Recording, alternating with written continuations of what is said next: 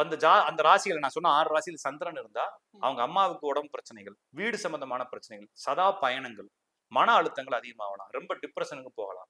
நான் சொன்ன 6 ராசிகள்ல புதன் இருந்தால் ஏதோ சொத்து சம்பந்தமான வில்லங்கங்கள், காதல் விவகாரங்கள், அப்புறமா பெண் குழந்தை சம்பந்தமாக கொஞ்சம் மன இறுக்கங்கள் ஏற்படலாம்.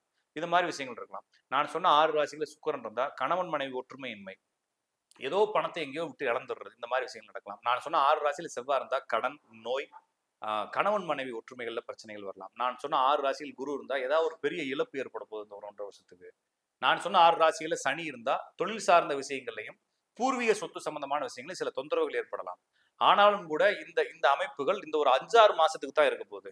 5-6 மாசம் கழிச்சு சனி வக்ரமாகி கும்பத்துக்கு கொஞ்சம் அந்த இடத்த சப்போர்ட் பண்றதுனால ரொம்ப நாள் முடியாத பிரச்சனைகள், நான் சொன்ன இந்த 6 ராசியில இருக்கு இந்த நான் சொன்ன கிரகங்கள் எல்லாமே ரொம்ப நாள் முடியாத பிரச்சனைகள், சொத்து வில்லங்கங்கள், கணவன் மனைவி உறவு, காசு பண விஷயங்கள்ல ஒரு மிகப்பெரிய செட்டில்மெண்ட், லைஃப் செட்டில்மெண்ட் அப்படிங்கிறது மாதிரி கிடைக்கும். அப்ப இந்த 6 ராசிகள்ல எந்த கிரகம் இருந்தாலும் நெகட்டிவ் ஒரு 5 மாசத்துக்கு நடக்கும். ஆனா 5 மாசத்துக்கு அப்புறமா வரக்கூடிய 5 மாசம் பெரிய செட்டில்மெண்ட்டை கொடுத்து ஒரு சக்சஸை கொடுத்துடலாம்.